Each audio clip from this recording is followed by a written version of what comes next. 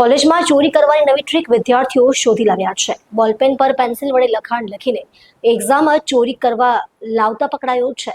જવાબ લખાઈ ગયા બાદ પેન્સિલનું લખાણ ભૂંસી નાખવામાં આવતું હતું. સ્ક્વોડ દ્વારા 3 વિદ્યાર્થીઓને ઝડપી પાડ્યા હતા. 3 વિદ્યાર્થીઓને ₹2500નો દંડ ફટકારવામાં આવ્યો છે.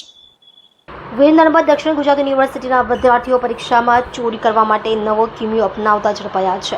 વલસાડ અને નવસારીના 3 વિદ્યાર્થીઓએ બોલપેન પર પેન્સિલથી બારીકાઈથી વિજ્ઞાનની ફોર્મ્યુલાઓ લખી હતી, પણ ફ્લાઇંગ સ્ક્વોડે તેમને ગણતરીના મિનિટોમાં જ પકડી પાડ્યા હતા.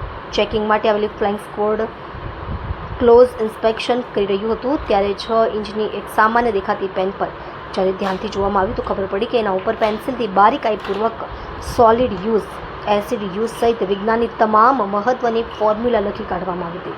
વીર નર્મદ દક્ષિણ ગુજરાત યુનિવર્સિટીના રજિસ્ટ્રાર રમેશ ગઢવીએ કહ્યું કે વિદ્યાર્થીઓ બોલપેન પર પેન્સિલથી વિજ્ઞાનના તમામ જવાબો લખી લાગતા હતા અને પછી જવાબ લખી લીધા પછી ભૂંસી પણ નાખતા હતા. છતાં પણ ફ્લાઇંગ સ્ક્વોડે ગણતરીની મિનિટોમાં આ ટ્રીક પકડી પાડી સફળતા પ્રાપ્ત કરી છે.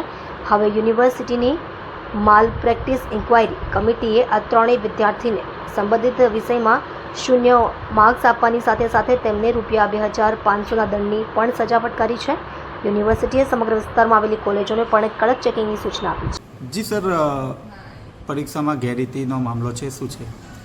વીર નર્મદ દક્ષિણ ગુજરાત વિશ્વવિદ્યાલયની હાલમાં માર્ચ એપ્રિલની પરીક્ષાઓ ચાલી રહી છે. આ પરીક્ષાઓ દરમિયાન આપણે વિવિધ પ્રકારની સ્કોડની ટીમ મોકલતા હોઈએ છીએ. આપણી ફ્લાઇંગ સ્કોડ હોય છે, મહિલા સ્કોડ હોય છે, રેગ્યુલર સ્કોડ હોય છે. એ સ્કોડની ટીમ ચીખલી અને વલસાડ તરફની કોલેજોમાં જ્યારે પરીક્ષાના નિરીક્ષણમાં દરમિયાન હતી એ દરમિયાન એવું માલુમ પડ્યું કે કેટલાક વિદ્યાર્થીઓ નાની પેન પર, સફેદ પેન પર કંઈ લખાણ લાવીને, પેન્સિલથી લખાણ લાવીને પછી ભૂંસી નાખતા હતા. આ પ્રકારની એક ગતિવિધિ સ્કોડની ટીમને સામેલ ધ્યાનમાં આવેલી અને સ્કોડની ટીમને આપણે ખરેખર અભિનંદન આપવા જોઈએ કે એમને આવું સૂક્ષ્મ નિરીક્ષણ કરીને પણ આ પ્રકારની ગતિવિધિને અટકાવી છે અને વિદ્યાર્થીઓમાં એક મેસેજ આપ્યો છે કે નાની પણ ચોરી કરવી એ પણ એક ગંભીર ગુનો છે અને એની સામે એમપેકમાં સમગ્ર બાબત મૂકવામાં આવી છે. એમપેકે હાલમાં એ જે તે વિદ્યાર્થીનું પરિણામ જે તે વિષયમાં 0 ગણીને જાહેર કરવામાં અને ઉપરાંત 2,500 જેટલી આર્થિક દંડની પણ જોગવાઈ કરીને સમગ્ર મામલો હાલમાં એક્ઝિક્યુટિવ કાઉન્સિલ અને બોર્ડ ઓફ મેનેજમેન્ટમાં વિચારાધીન છે. આ બંને સત્તા મંડળોનો જે પણ કંઈ ઠરાવ થશે તદ અનુસાર યોગ્ય કાર્યવાહી કરવામાં આવશે.